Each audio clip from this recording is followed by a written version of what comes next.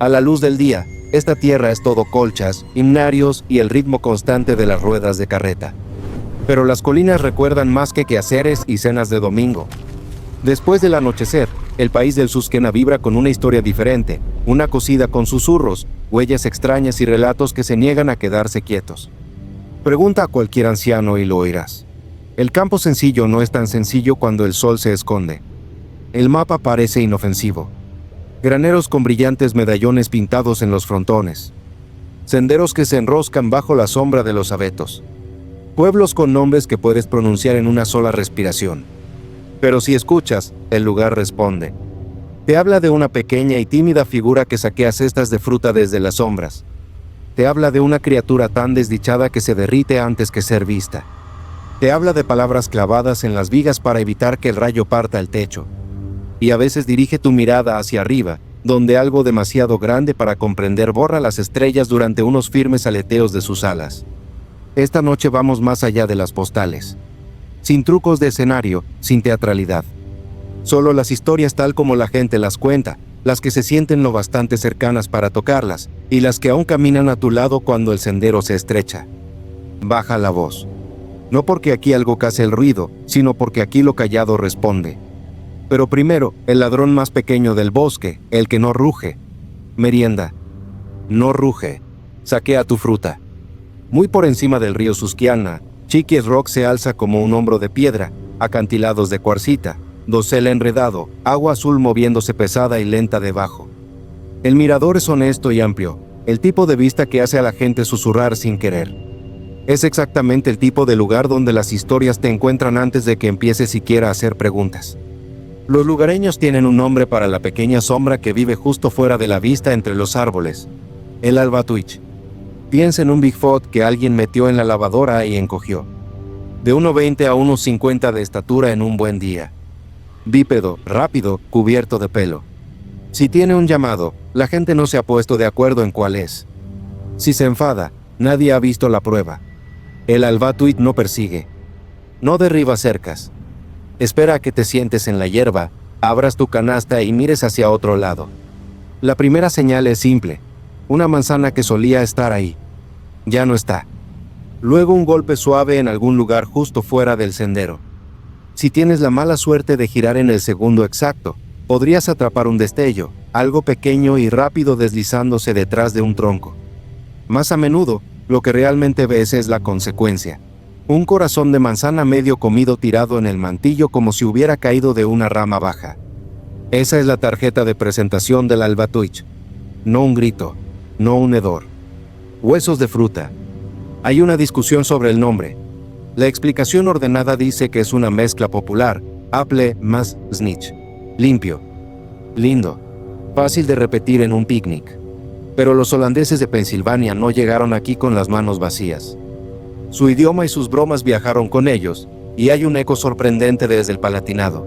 El Eluetris, una ridícula criatura ave usada para engañar a los recién llegados a quedarse solos en la oscuridad con un saco y una linterna mientras el resto de la fiesta se va a casa a reírse en su cerveza. El truco sobrevivió al océano. La palabra cambió en la boca.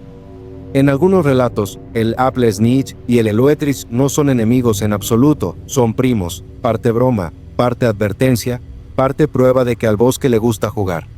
El escenario hace la mitad del trabajo. Chiquis Rock está donde el suelo se levanta en cornisa y las hojas te cubren como una tapa. Hay cuevas y salientes que podrías pasar por alto caminando directamente frente a ellos. Por la noche, la pared de roca se vuelve negra y el río pierde sus bordes.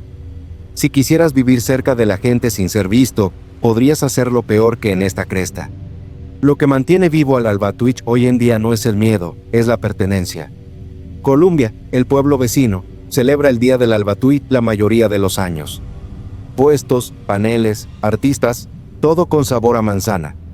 Es una leyenda local con fecha en el calendario, y eso importa. Un monstruo que la gente celebra es un monstruo que no asusta a los niños para que se alejen del sendero, los atrae hacia él. El periódico local publica fotos de niños en mini trajes de camuflaje. Tu tía compra una calcomanía para su minivan. De repente, la cosa en el bosque no es el final de una caminata, es la razón para empezar una. Los escépticos ponen los ojos en blanco y señalan a mapaches, ardillas o un niño rápido escondido en los arbustos. Y claro, la travesura no necesita un críptido cuando existen pulgares. Pero de vez en cuando, aparece un hilo en un foro. Excursionista cerca del mirador anoche. Algo más pequeño que una persona se movió entre los árboles. Luego cayeron 2 corazones de manzana de diferentes ramas. Sigue un clip tembloroso de celular. Luego un coro de detectives de píxeles discutiendo sobre luz, distancia y viento. Nada concluyente. Nada limpio. Solo lo suficiente para mantener la puerta entreabierta. Si fueran solo los robos, la historia quizás se habría secado. Pero la gente jura que se ha sentido observada ahí afuera, no por un depredador, sino por algo que decide si puede ser digno de confianza con una broma. Una familia extiende una manta. El más pequeño acomoda cuidadosamente Gala, Golden o Ney Crisp, una de cada una. Más tarde, 3 corazones en una roca plana a pocos metros de distancia, como si alguien hubiera escogido, probado y te hubiera ahorrado la molestia de la basura. Así es como el albatúiz se mete bajo tu piel. Actúa como un vecino, no un terror. Toma lo que trajiste de más de todos modos y deja prueba de que estuvo allí. Sugiere que el bosque podría estar habitado por una mente que no te odia, solo que no quiere presentarse. Vuelves a casa más liviano por una pieza de fruta, más pesado por una pregunta. Así es como el folclore construye una casa, con pequeños detalles molestos que se niegan a irse. El albatúiz no necesita un rugido cuando una manzana desaparecida basta. Y una vez que alguien nombra al ladrón, todo lo que no pudiste explicar ayer empieza a sentirse como un patrón hoy. Pero no toda criatura aquí mordisquea y huye. Algunas se rompen en el momento en que intentas alcanzarlas, tan tristes que prefieren desaparecer antes que dejarte mirar demasiado tiempo. Lo único que caza es a sí mismo. En los campamentos madereros del norte, las noches eran ruidosas, hachas, voces, estufas de campamento silbando, hombres fingiendo dolor y humor para mantener el frío a raya. Entre los árboles había otro tipo de ruido, un sonido bajo y miserable, como alguien intentando no llorar y fracasando. Ese era el squonk, decían los leñadores, y lo decían con el tipo de cara que pones cuando no estás seguro de si lo que cuentas es peligroso o si tu narración es el único peligro que necesitas. El squonk no es monstruoso de la manera habitual. No tiene ojos brillantes. No tiene garras como cuchillos. El cuerpo es un error, piel suelta que no encaja, verrugas, un arrastre que traiciona a una criatura que nunca aprendió dónde se supone que van sus patas. Pero la fealdad no es el punto. El punto es que lo sabe. La peor maldición es la autoconciencia sin un lugar donde ponerla. El squonk se oye a sí mismo moverse y odia el sonido. Se ve reflejado en un charco negro y se quiebra. William T. Cox lo escribió en 1910 en Fearsome Creatures of the Lumbrous, no como evangelio sino como una especie de nota de campo a los cuentos exagerados. Su squonk lloraba al anochecer, dejaba huellas húmedas de sal que cualquiera con oídos podía seguir. Un cazador llamado J. P. Wendling supuestamente aprendió a imitar sus sollozos, lo atrajo y lo metió en un saco. Luego, en el camino a casa, la bolsa se volvió más y más ligera en su mano. Cuando la abrió, no había nada dentro excepto un líquido tibio y jabonoso. El animal se había disuelto bajo presión, eligiendo la evaporación antes que la custodia. Ese detalle, disolverse en lágrimas, hace algo que ningún monstruo con colmillos jamás hace. Te hace cómplice. Tú fuiste la causa. No quisiste herirlo, pero lo empujaste a una elección que no debería haber tenido que hacer. En la mayoría de las historias alrededor de la fogata, la moraleja es simple: no vayas ahí, no toques eso, no te burles de la noche. En el mundo del squonk, la moraleja te mira de regreso y te pregunta qué tipo de persona eres cuando la vergüenza de otros se convierte en un juego. La leyenda nunca desapareció del todo, solo cambió de atuendo. En los años 70, las bandas de rock la desenterraron y la pusieron en vinilo. Steely Dan bromeó sobre Lágrimas de Squonk. Genesis contó la historia de Wendling con tambores y eco. La criatura entró en libros y juegos, luego en un rincón extraño de la cultura de internet donde lo feolindo tiene su propio trono. Peluches, fanart, pequeños bultos de cerámica con grandes ojos húmedos. La gente colecciona tristeza en un cuerpo que puedes sostener. Si quieres convertir al squonk en un animal natural, puedes intentarlo. La gente en línea lanza teorías como globos. Un cerdo enfermo, un perro sarnoso, un mapache deforme visto desde el ángulo equivocado. Ninguna de esas explica la parte que importa, la forma en que la historia te hace sentir culpable por querer verlo. Los monstruos son fáciles cuando tienen hambre. Los monstruos son más difíciles cuando su peor hambre es por una piel diferente. El squonk no te amenaza. Amenaza tu idea de lo que se supone que es el miedo. No es casualidad que la leyenda echara raíces en tierra de abetos. Esos bosques son oscuros incluso al mediodía, y las agujas amortiguan el mundo. Los hombres que talaban esos árboles estaban lejos de sus familias por semanas, durmiendo en un ruido que solo se calmaba cuando se acababan las bromas. Por supuesto que inventaron una criatura que lloraba porque todos allí estaban intentando no hacerlo. Por supuesto que se derretía antes que ser atrapada. La vergüenza hace eso. El duelo hace eso. También lo hace un invierno que llega temprano y se va tarde. Camina un sendero entre abetos al anochecer y tu mente hará el resto. Un crujido de ramas. Un desliz suave en el matorral. Un sonido que casi podrías llamar un sollozo si lo necesitas. Extiendes la mano hacia ello, la cámara, la bolsa, la prueba. Luego el silencio cambia de textura, y la cosa que pensaste atrapar ya no está. Tal vez fue un ciervo. Tal vez no fue nada. Tal vez fuiste tú, oyendo tu propia vida rebotar en la corteza. Algunas criaturas empujan contra la noche con dientes y gritos. El squonk solo pide que lo dejen en paz, y te castiga haciéndote probar la razón de por qué. No es una advertencia sobre el peligro. Es una advertencia sobre lo fácil que es convertir la pena en deporte. Si las lágrimas pueden ser tan fuertes, imagina el poder que la gente concede a las palabras. Por aquí, la tinta se ha usado como armadura, escritura copiada a mano, doblada y guardada en las vigas como si el papel pudiera decirle al rayo dónde caer. Y según muchas casas, lo hacía. Una página que se dice escrita en el cielo es algo difícil de ignorar. La historia se cuenta así. Mucho antes de que estos graneros llevaran sus círculos brillantes, apareció una carta en Europa. A veces se decía que se encontró en una iglesia, a veces que fue dejada en un altar, a veces que fue entregada por un ángel que nadie pudo describir después. Las palabras declaraban su propia fuente. Copia esto, decía la carta. Manténlo cerca. Compártelo. Vive bien, y yo velaré por ti. Para cuando los colonos germanoparlantes cruzaron el océano y levantaron granjas en este país, la carta ya había desarrollado un conjunto de costumbres. La gente la guardaba en las vigas, la clavaba en las puertas de los graneros, la deslizaba entre las páginas de las Biblias familiares. La llamaban el Himmelsbrief, la carta del cielo. No la leías una vez y la olvidabas. La conservabas como se conserva una llave de repuesto. La querías en la habitación cuando las tormentas cruzaban la cresta y te erizaban los vellos de los brazos. El texto cambia según la versión, pero los huesos se mantienen firmes. Comienza con autoridad, esto viene de arriba, y pasa rápidamente a las promesas. Las casas con esta carta serán libradas de fuego e inundación. El rayo pasará de largo. La peste no entrará. Los viajeros llegarán a casa. Las mujeres en parto serán atendidas con éxito. Los soldados serán protegidos.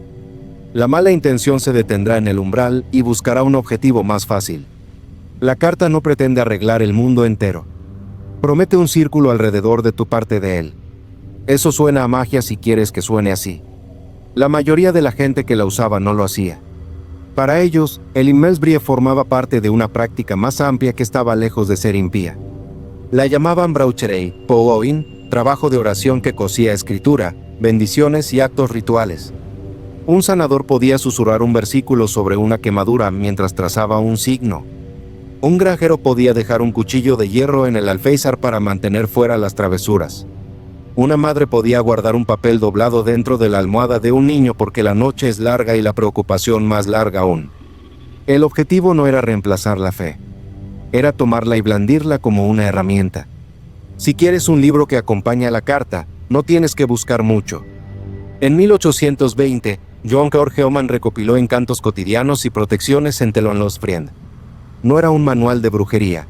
Era un cajón de cocina de primeros auxilios espirituales. Remedios para hemorragias y fiebre comparten la página con protecciones contra el robo y la mala voluntad. La gente llevaba ese libro hasta que la tapa se ablandaba. Aún puedes encontrar copias antiguas en tiendas de antigüedades y en baúles familiares donde guardaban los certificados de matrimonio. No todos lo aprobaban. Pastores con ojo hacia la doctrina estricta advertían a sus congregaciones contra la superstición. Si empiezas a confiar en una página, ¿A dónde va la confianza en Dios? Si tu techo no se incendia, ¿fue por la carta en la viga o por la primavera húmeda? Aún puedes escuchar la cautela en ciertos hogares. Oramos, trabajamos, no pegamos papel a la pared y lo llamamos armadura. Y sin embargo las cartas permanecieron. No porque la gente fuera simple, sino porque la vida era dura y la línea entre oración y práctica es más delgada cuando el clima y la enfermedad siempre están golpeando a la puerta. El verdadero poder del Immesbrief podría ser este. Le dio forma a la protección. Convirtió una esperanza abstracta en algo que podías tocar. Las familias los copiaban a mano, cuidadosamente, en su mejor caligrafía.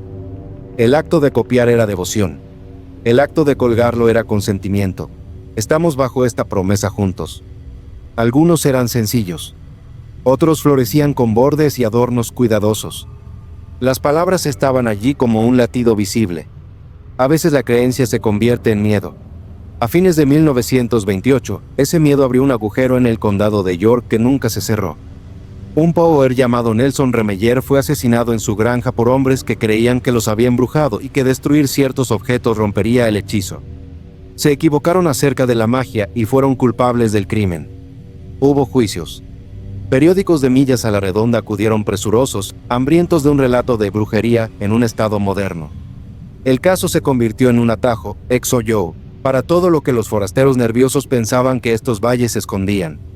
Para la gente que había guardado en silencio un Immesbrief junto a la puerta durante años, el ruido se sintió como un robo. Los forasteros hablaban de ellos en la misma frase que la violencia. La fe fue malinterpretada como fanatismo. El Powwow, esos pequeños actos ordinarios de cuidado, fue de repente presentado como algo oscuro a los ojos del público.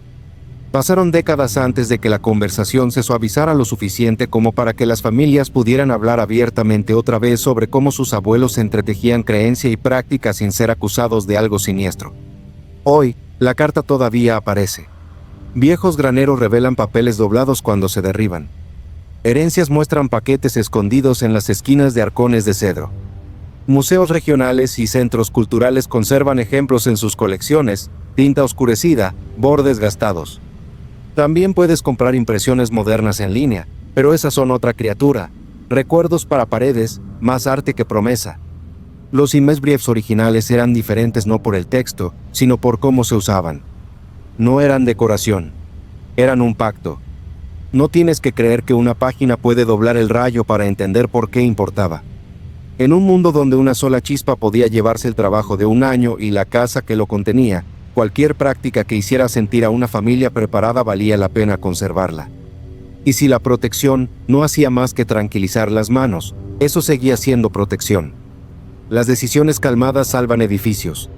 Los corazones calmados salvan personas. En un lado del condado, una carta espera silenciosa en una viga y atiende sus propios asuntos. En otro, un vecino despierta para encontrar la cerca hecha añicos y las vacas negándose a cruzar una sombra en el pastizal. La protección es una historia, el ataque es otra. Y a veces, el ataque camina sobre pies desiguales. No nace, se arma. Pregunta por el Hughley y lo primero que oirás es que no es un animal. Es un envío. Un trabajo con dientes. Una cosa construida de rencor y empujada más allá de una línea de propiedad para dejar en claro un punto que el remitente es demasiado orgulloso o demasiado temeroso como para plantear cara a cara. Las descripciones varían porque el miedo varía. Las partes comunes se mantienen. Un cuerpo del tamaño de un perro grande o un lobo pequeño, un torso con fuerza, extremidades delanteras que terminan no en patas sino en garras curvas, y patas traseras que golpean como cascos. Una cara con la que no quieres encontrarte en un camino estrecho. Lo ves en un destello, cruzando el sendero en dos zancadas, saltando un muro de piedra abajo, desapareciendo entre los árboles, y luego encuentras prueba en el suelo. Un registro revuelto de huellas que no concuerdan entre sí. Pezuña, garra, arrastre, salto. Como si tres animales se turnaran para usar la misma sombra. No viene a matarte.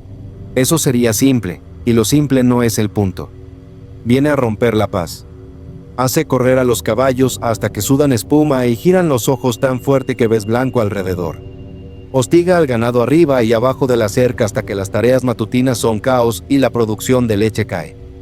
Sacude puertas, raspa las tablas bajo las ventanas de los dormitorios, desgarra una línea limpia en un saco de grano para que el viento nocturno lo levante y produzca un silbido que suena como un susurro. Se anuncia con ruido, con desorden, con patrón, e invita al pánico a instalarse. ¿Por qué enviar un monstruo cuando una piedra a través de una ventana bastaría? Porque las piedras terminan discusiones. Todos saben quién las lanzó. Los monstruos prosperan en la duda. Si piensas que tu vecino al otro lado del arroyo te odia, cada rasguño en la oscuridad lo prueba. Si piensas que una mujer 3 granjas más allá murmuró tu nombre, cada mal día es un recibo. El Jiwagle no es solo una criatura. Es una historia sobre la rapidez con que una comunidad puede convertir su propio calor en fuego. Aquí es donde el Mesbriev y los Powers regresan por la puerta lateral. Las familias bajo asedio no esperaban una partida de búsqueda. Llamaban a un Braucher. Algunos nombres permanecen porque significaban alivio, Lopi y que aparece en los relatos de Más de un Valle, un hombre que sabía qué oraciones decir, qué signos trazar, qué protecciones colocar en las esquinas de un campo. Un encanto podía enterrarse en el sendero por donde entraba la criatura. Un versículo podía recitarse sobre hierro clavado en un umbral.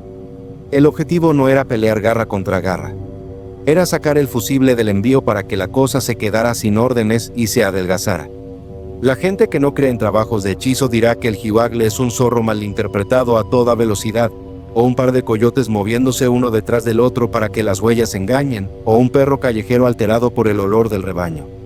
Dirán que el miedo hace más fuerte el ruido y más largas las noches y que las huellas parecen letras que estás seguro de reconocer. Es válido. La mente llena huecos. Pero incluso el vecino más práctico entiende el daño que un buen susto puede causar. Granjeros que no se asustan no se quiebran los tobillos. Caballos que no entran en pánico no patean y rompen las tablas del establo. Si una oración y un pedazo de hierro te mantienen sereno, ya han funcionado. El nombre mismo flota. Jiwagle, Wagle, Iole, las grafías cambian mientras la historia pasa de la mesa de la cocina al porche, al patio de la iglesia y de regreso. En algunos relatos, es una sola criatura construida una vez y usada hasta gastarse.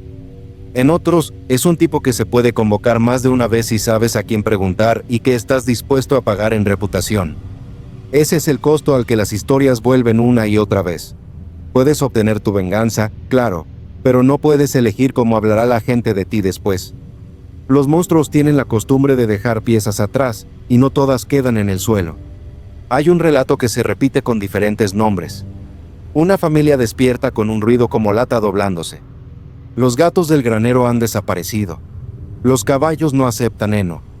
A la luz de la linterna, alguien ve ojos bajos al suelo, luego demasiado altos, luego desaparecidos. Al día siguiente, siguen las huellas mezcladas hasta el borde del bosque y encuentran un pequeño círculo de tierra revuelta donde parece que la criatura corrió en el lugar hasta que la tierra quedó resbalosa. Un Braucher llega esa tarde, dice muy poco, hace un patrón silencioso y deja un pequeño objeto escondido bajo una piedra plana en la entrada. Las noches se calman, las vacas bajan, nadie menciona nombres. La disputa se enfría sin sobrevivir a la luz. Nos gustan los finales ordenados. El Jiwagle no los da. Es un recordatorio de que las peores cosas que enfrentamos no siempre nos saltan desde la oscuridad. A veces se construyen 2 puertas más allá, se alimentan de rumores y se entrenan para arañar lo suficiente como para arruinar el sueño. Puedes pelear contra eso con una escopeta si quieres. O puedes cortar sus órdenes desde la fuente. No todo terror aquí usa pies prestados. Algunos se parecen mucho a nosotros, solo más hambrientos, más peludos e incapaces de bajar de la cresta incluso cuando el invierno obliga a todos los demás a entrar. Y cuando se acercan, no raspan puertas. Roban pasteles, trepan árboles como escalones y desaparecen antes de que puedas parpadear. Un monstruo que se parece incómodamente a una persona que se quedó sin lugares a dónde ir. Wells Mountain no parece problemática a la distancia. Es solo un lomo largo de roca y madera, un hombro verde arrojado sobre la línea donde Lancaster se encuentra con Chester.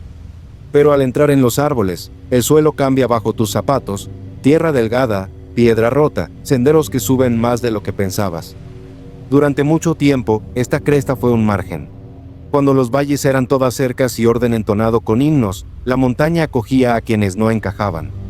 Familias que apenas sobrevivían. Vagabundos de paso. Gente que no podía o no quería vivir bajo las reglas de otros.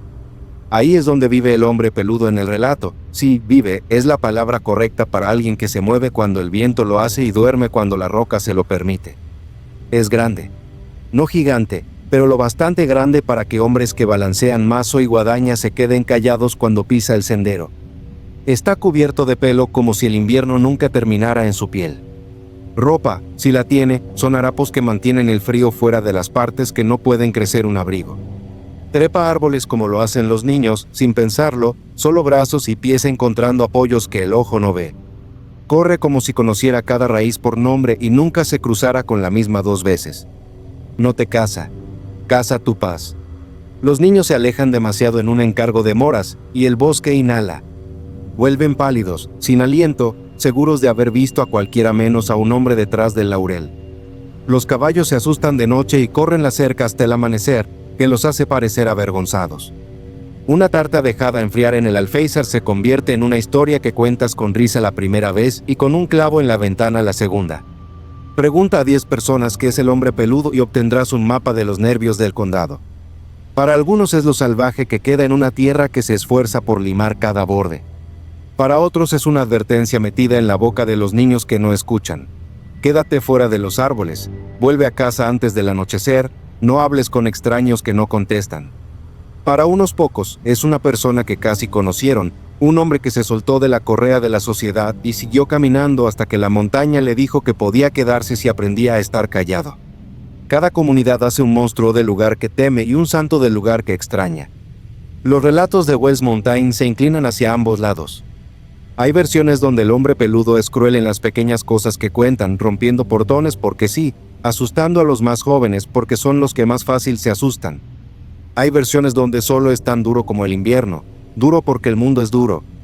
Alguien deja un saco de papas y un pedazo de pan junto a un tronco, y más tarde, el saco ha desaparecido y el tronco está desnudo y nada más en el patio se ha movido. A veces la bondad es la única cerca que aguanta. La vida moderna no mató la historia, solo le dio nuevos canales. Cámaras de sendero captan destellos que podrían ser un hombre o un ciervo mal parado. Grupos de Facebook se llenan con reportes que parecen parte del clima. Oí algo pesado moviéndose en el matorral detrás de nuestro pastizal anoche. Olía a lana mojada y barro. La gente de Bigfoot toma prestada la cresta y le presta un mito más grande, llama a la figura por un nombre importado del otro lado del continente. Pero el nombre viejo se aferra mejor aquí, porque el nombre viejo suena como si hubiera crecido en la sombra de estos mismos árboles. ¿Pudo haber sido el hombre peludo un oso malinterpretado en mala luz? Claro. ¿Pudo haber sido 3 hombres diferentes a lo largo de 40 años, cada uno viviendo a su manera, cosidos por el chisme en una sola vida larga? También sí. Al folclore no le importan las contradicciones. Las usa. La cresta gana su chisme por ser exactamente el tipo de lugar donde una persona podría respirar en las rocas y exhalar hojas y no necesitar mucho más. Incluso ahora, los letreros de la reserva en los senderos sugieren una belleza que es amistosa de mediodía a 4 y se convierte en algo más privado a las 5. Es notable que el hombre peludo no viene con reglas que puedas guardar en el bolsillo. No hay amuleto para mantenerlo fuera del porche, ni verso para hacerlo desvanecer. Si es humano, obtiene los derechos y errores que obtienen los humanos. Si es un mito de pie, es la expresión de una presión que no juega limpio, pobreza, orgullo, el dolor de la gente que vive demasiado cerca de una línea que no dibujó. No puedes bendecir eso para que se vaya. Solo puedes aprender qué senderos están bien de día y cuáles piden tu nombre después del anochecer. Algunas amenazas se responden con una puerta cerrada. Otras con una larga charla y una taza dejada donde una mano hambrienta pueda alcanzarla. En un paisaje donde los graneros llevan escudos y las entradas se trazan con protección, el hombre peludo recuerda a todos que no todo miedo tiene cuernos. Algunos solo tienen callos. Y cuando llega la mañana, la mejor defensa suele ser la que fue pintada en lo alto mucho antes de que nacieras. Conduce por los caminos secundarios y los graneros empiezan a hablar. Grandes círculos florecen bajo los picos de los techos, estrellas dentro de rosetas, pájaros de pechos redondos, corazones incrustados en anillos, ruedas solares que parecen poder rodar por la pared si el viento las empujara. Son brillantes incluso bajo la nube. Se sienten más antiguos que el camino. Los niños en el asiento trasero señalan y preguntan qué significan. Los adultos discrepan sin mirarse. Algunos juran que son escudos pintados, símbolos ex en el sentido más verdadero, de la palabra alemana ex, bruja, que significa que este círculo no permite entrada a nada enviado con mala intención.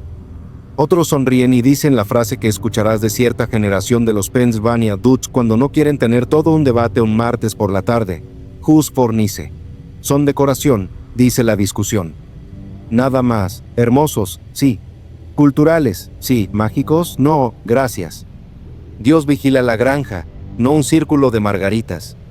Los diseños tienen larga memoria. Puedes rastrear muchos de ellos hasta el arte popular europeo que precede al viaje a través del Atlántico. Ruedas solares que inclinan el invierno hacia la primavera, rosetas de 6 pétalos que llevan suerte y protección en el mismo aliento, estrellas que dirigen la mirada al cielo y prometen un tipo de orden por el cual se puede vivir. Cuando los inmigrantes germanoparlantes los colocaron sobre los graneros americanos, no necesariamente inventaban significados. Los estaban replantando. Los nombres importan aquí. El distelfink, el jilguero estilizado, se posa gordo y alegre dentro de círculos y a lo largo de los bordes, un ave que come el cardo distel que supuestamente favorecían las brujas. Representa buena fortuna, felicidad que consume sus propias raíces. Los corazones significan lo que imaginas, amor, armonía, un suave decreto de que la casa que coronan mantendrá unida a su gente. Las estrellas multiplican sus puntas y sus promesas, 5 para protección, 6 u 8 para totalidad y dirección. Los tulipanes, dibujados al estilo Pennsylvania Dutch, se curvan como oraciones con pétalos, a menudo interpretados como fe, o como un guiño a la Trinidad cuando se agrupan de 3. Los rayos de sol giran trigo y calor y la esperanza de que el ganado engorde y la despensa se mantenga llena. Si preguntas qué pensaban los colonos cuando los pintaron por primera vez, la respuesta rara vez es clara. En los primeros años, la fe práctica no veía contradicción entre rezar un domingo y pintar un símbolo un lunes que te hiciera sentir que el granero tenía una columna vertebral en la cual apoyarte. Las mismas personas que copiaban un Immelsbrief y lo escondían en una viga podían pintar una roseta lo bastante grande como para verse desde el camino. La protección sobre la puerta no anulaba la protección en la pared. La completaba. El debate se agudizó después. Para el siglo XX, los grupos anabaptistas, simples, los que los de fuera suelen llamar amis y menonitas, no colgaban círculos en sus graneros. Mantenían el adorno fuera de sus edificios y el orgullo fuera de su pintura porque la escritura decía que no debían tallar ni fundir imágenes ni apoyarse en marcas en lugar de Dios. Mientras tanto, las familias, holandesas elegantes, luteranas y reformadas en la iglesia, menos estrictas en la práctica, dejaban florecer el color. Llegaron turistas. Llegaron fotógrafos.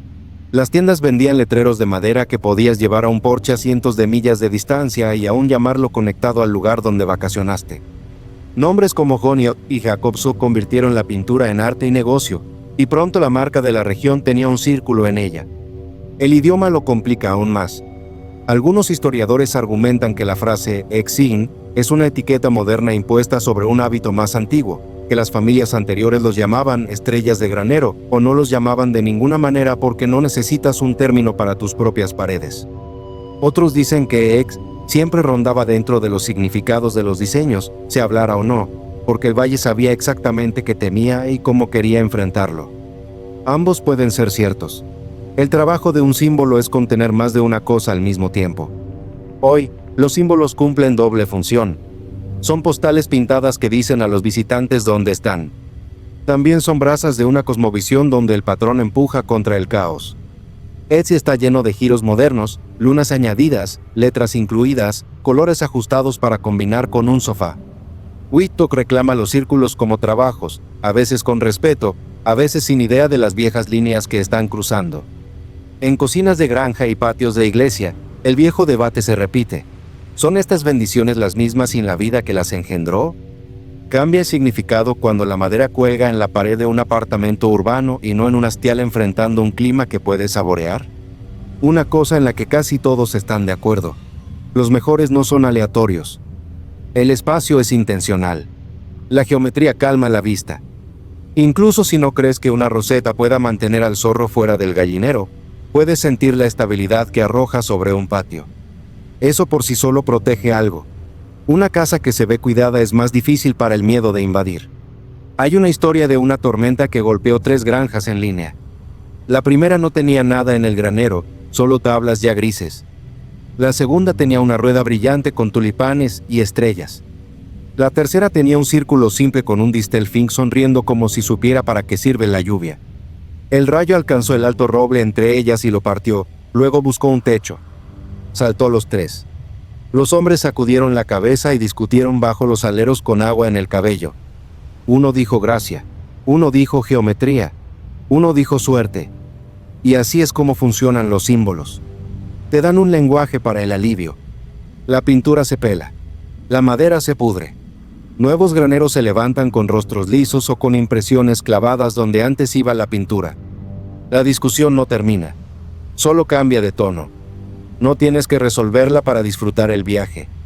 Solo tienes que escoger qué versión de la historia cuentas cuando señalas un círculo a un niño y explicas por qué alguien tomó una escalera, un pincel y toda una tarde para poner esa forma bien alta donde el clima golpea más fuerte. Pero la figura más contada en estas colinas no está pintada en una pared. Se para en el hombro de un camino de montaña por la noche, levanta la mano sin decir palabra y pide un viaje que nunca termina. Ella se queda de pie vestida de blanco donde la carretera se curva con más dureza. La montaña Wopsononok lleva su historia como niebla. A finales de 1800, la gente subía en busca de aire y vistas, cambiando el hollín de la ciudad por un fin de semana sobre el valle. Un resort se asentaba en la cima, lo bastante grandioso como para atraer carruajes que subían la ladera una curva cerrada a la vez. El tramo más bonito era también el peor. Los locales llamaban a la serie de curvas cerradas Devil's Elbow, el tipo de nombre que se gana después de suficientes accidentes evitados por poco que dejan de ser por poco. Ahí vive la historia. Una joven pareja, un día de boda, una subida nocturna hacia una habitación con vista. Los detalles cambian según quien la cuente. Algunos dicen que una rueda se rompió. Otros juran que los caballos perdieron el valor en la grava donde ahora está la baranda. De cualquier manera, la carretera cedió. El novio no vio la mañana. La novia sí, por un tiempo, sola al borde de un barranco frío que guardó su nombre. El tiempo lijó los detalles. El patrón quedó. En ciertas noches, los conductores dicen ver a una mujer de blanco en la orilla, quieta y brillante contra los árboles. No hace señas.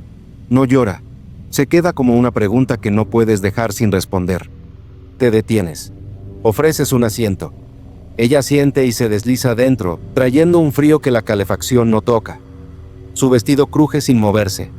Sus ojos miran más allá del parabrisas hacia algo que no es la carretera. El silencio se estira. El coche alcanza la última curva dura. El agarre de la montaña se suelta. La recta se siente como una promesa. Y entonces la pasajera ya no está. Sin sonido de puerta. Sin cambio de peso. Una mirada y el asiento está vacío, como si el mismo frío hubiera decidido que ya había viajado bastante. Te detienes en el primer lugar seguro, con el corazón golpeando en la boca, y no hay nada más que tu propio aliento y la oscuridad. La gente vuelve a contar la historia porque conecta con un enchufe ya cableado en nosotros. La autoestopista que desaparece, la que necesita un viaje a casa y se esfuma justo antes de que puedas llevarla. Esta montaña le da al viejo motivo un cuerpo, un vestido y una carretera con un nombre como advertencia. El relato funciona en dos niveles a la vez. Es una precaución para cualquiera que tome las curvas demasiado rápido. Es también un duelo que se niega a aprender la lección que el tiempo intenta enseñar. Los escépticos tienen una larga lista. Los faros en la niebla forman figuras. Las señales retroreflectivas brillan y luego se desvanecen cuando cambias el ángulo. La gente conduce cansada en carreteras que piden toda tu atención. La memoria cose una sola sombra extraña en un fantasma con historia porque la mente odia los cabos sueltos. Puntos justos, todos. Lo curioso de una buena aparición es que no muere al ser explicada. Sigue caminando, como siempre, porque está hecha de necesidad, no de prueba. Los locales te dirán que el encuentro tiene reglas, aunque no las escriban. La aparición es paciente. Nunca se muestra en multitud. La noche es su medio. El asiento siempre se enfría. La desaparición nunca ocurre antes de la última curva.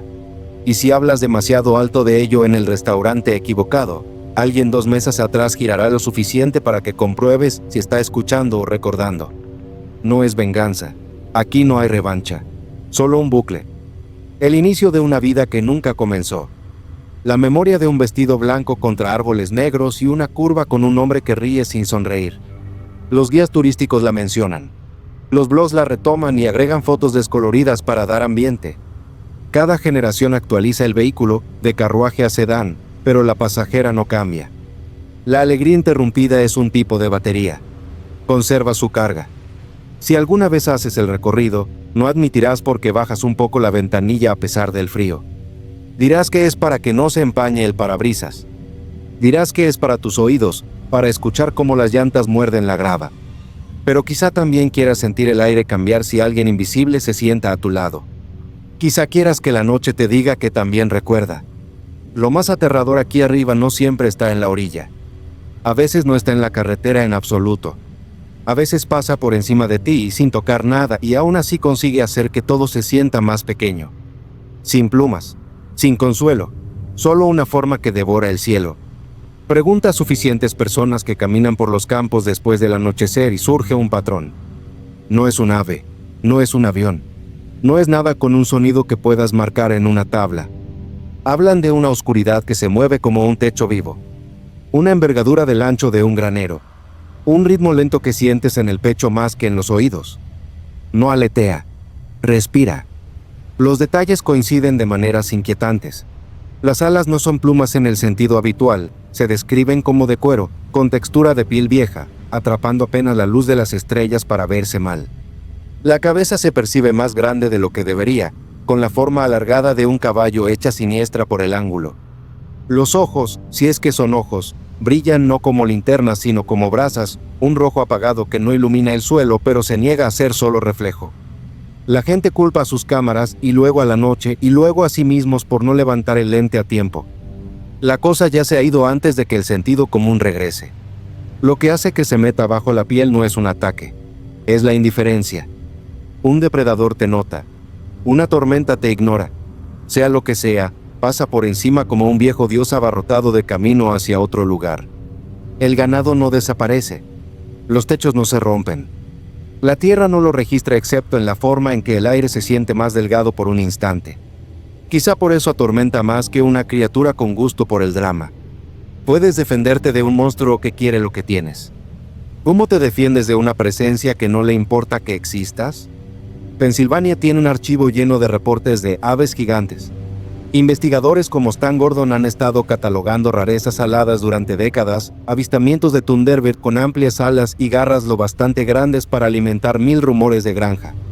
La Gran Sombra no es exactamente eso. Se sienta en un extraño punto medio entre un mito tan viejo que tiene pintura ceremonial encima y un pánico moderno que pertenece a la televisión nocturna. No es una grulla mal juzgada a la luz de la luna. No es un sopilote engrandecido por un ojo asustado. Es un agujero en el cielo que se mueve como si fuera dueño del mapa. Se supone que los teléfonos nos salvan del misterio. Sacas uno y obtienes prueba. Excepto que la noche odia las cámaras. Los diminutos sensores convierten las distancias en bloques de ruido. La compresión devora detalles. Los faroles estallan y crean halos que mienten. Una forma oscura en movimiento a gran altura se convierte en ausencia de píxeles rodeada por tu propio aliento empañando el lente. Más tarde, cuando limpias el metraje, encuentras 3 fotogramas que parecen el ala de un murciélago del tamaño de un cartel y una sección de comentarios que se divide entre risas y piel de gallina. Las explicaciones aparecen de todos modos. Aves migratorias en un grupo apretado, vistas contra las estrellas. Una aeronave militar que aún no deberías reconocer, deslizándose en una ruta que necesita silencio. Murciélagos más cerca de lo que imaginabas, con sus alas cercanas tapando el cielo lejano el tiempo suficiente para sentirse planeado. Rarezas atmosféricas que doblan el sonido y roban la luz. Cada una de esas puede ser cierta a veces. Ninguna satisface a la persona que vio un rectángulo de noche desprenderse del resto y moverse con intención.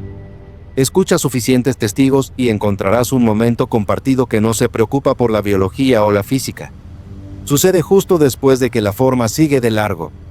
La persona mira hacia arriba y se siente muy pequeña, antiguamente pequeña, como un faro con la energía apagada, como un punto en un mapa que acaba de ser reescrito por una mano que no se molestó en poner el nombre de tu pueblo. Eso no es ciencia, eso es escala, y la escala es una especie de religión, la que pone tus pies en la tierra y te hace entender por qué la gente hace 100 años pintaba círculos en los graneros y copiaba letras en escritura prolija y les decía a los niños que no corrieran al bosque después de cenar. Llámalo Thunderbird si necesitas una etiqueta con historia y ceremonia. Llámalo humanoide alado si quieres tomar prestado de otros archivos estatales. Llámalo un cuento que las granjas se cuentan a sí mismas cuando las luces se apagan. Pero si oyes una respiración muy lenta, muy grande, que se mueve sobre la loma y no encuentras la fuente, no lo llamarás nada.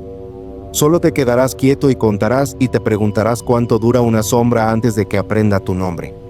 De ladrones de fruta a mitos que lloran. De escudos pintados a promesas de papel. De una novia que nunca llegó a su habitación a un cielo que se olvida de que estás ahí. Puedes dibujar un mapa de un pueblo según la forma en que sus noches hablan. Y no hemos terminado. Queda un hilo por tirar, la parte donde todas estas formas e historias se pliegan de nuevo en la misma necesidad simple. Vivir juntos, encontrar sentido, mantenerse a salvo y pertenecer a un lugar que guarda secretos sin mantenerte con miedo.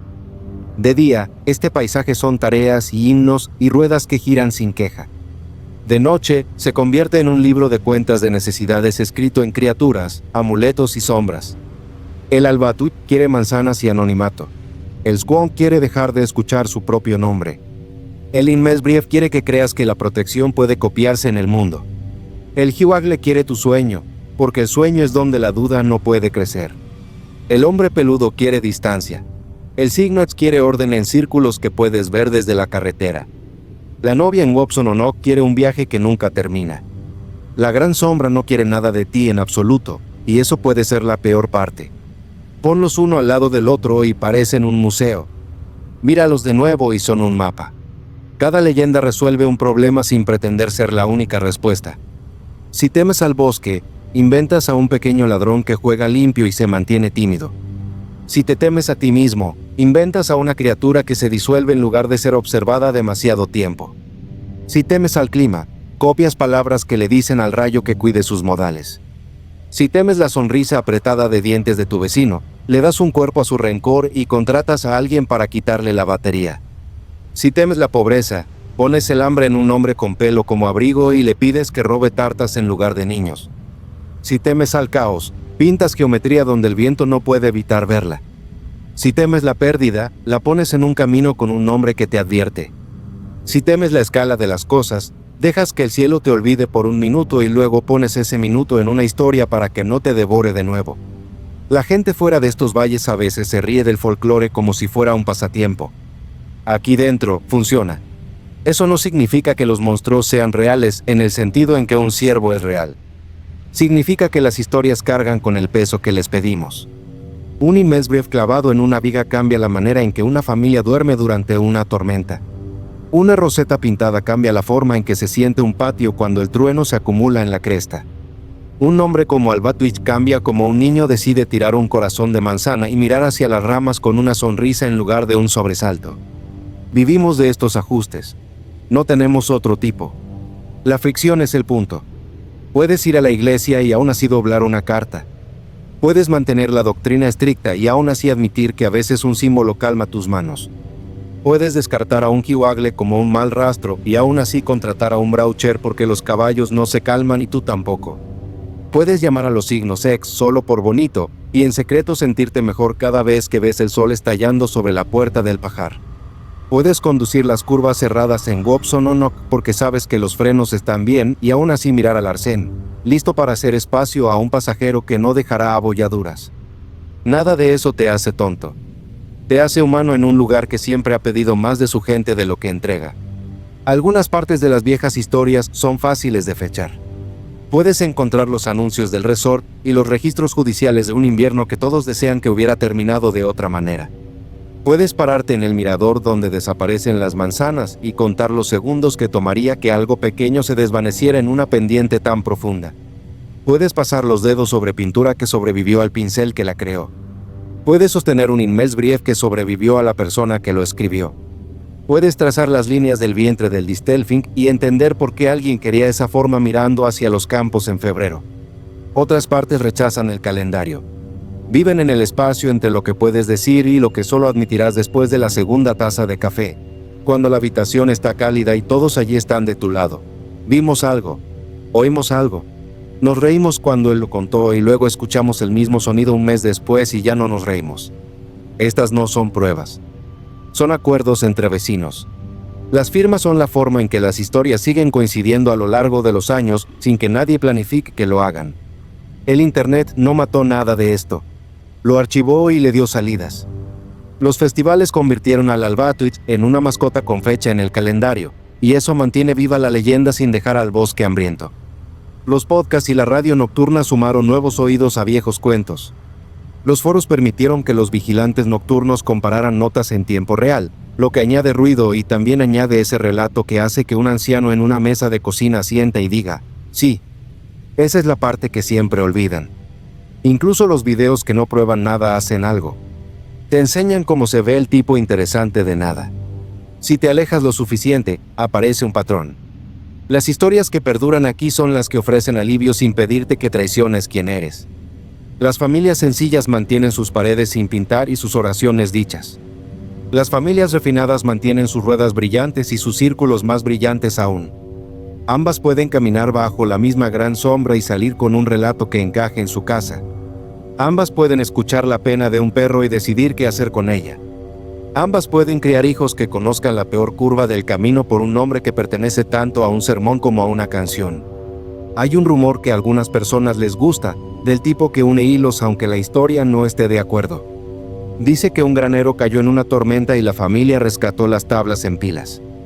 Debajo de una que solía sostener una roseta, encontraron un papel doblado del color del té. Un Immesbrief. Tal vez estuvo allí todo el tiempo, escondido bajo pintura y tablones.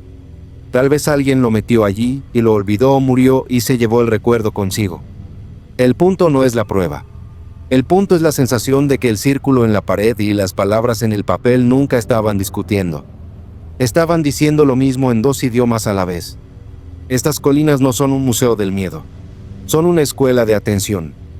Te enseñan a notar cuando se mueven las manzanas, cuando la pena se vuelve demasiado silenciosa para ser segura, cuando los rencores toman formas que puedes seguir, cuando una persona es una leyenda porque nadie miró lo suficiente para ver a la persona, cuando la pintura hace un trabajo que antes hacía la oración y aún lo hace, cuando un camino se curva como una prueba, cuando el cielo te pide considerar tu tamaño. No apruebas estas clases. Las asistes toda tu vida y dejas notas donde tus hijos las encontrarán. Así que aquí está la invitación que las historias no dirán en voz alta. Elige tu noche. Elige tu lugar. Si tuvieras que pasar un tramo del crepúsculo al amanecer en este país, ¿a dónde irías y qué traerías como tu escudo? Una manzana dejada en un tocón como ofrenda a una pequeña sombra. Una página doblada con un nombre que calme tu respiración. Un círculo pintado o colgado donde la luz pueda tocarlo. Una regla de bolsillo que diga, da la vuelta en la cresta cuando los árboles empiecen a hablar. Un amigo que sepa cuándo estar callado y cuándo reír. Una cámara que quizá olvides levantar porque el asombro llegó primero. Y cuando llegue la mañana, si la cesta está más ligera, si el suelo en la entrada está marcado por algo que no puede decidir qué pies usar, si el camino parece ordinario y el arcén parece vacío y aún así revisas tu asiento del pasajero antes de arrancar, si el cielo está despejado y de alguna manera aún te sientes observado, no discutas con ello. Pon el sentimiento donde pertenece, en una historia que alguien más necesita. Así es como estas leyendas siguen funcionando. No porque sean perfectas, sino porque son útiles. Las colchas vuelven a las cuerdas. Los medallones atrapan el sol. Los perros duermen sin hacer pronósticos. Los graneros se secan. La cresta levanta el hombro y guarda sus secretos hasta la oscuridad. La próxima vez que el silencio empiece a hablar, reconocerás la voz. Y responderás, no con miedo, sino con las viejas herramientas que siempre funcionaron aquí. Un nombre, una promesa, un patrón, una pregunta. ¿Cuál de estos enfrentarías por una noche y qué señal confiarías para traerte a casa? Cuéntamelo en los comentarios.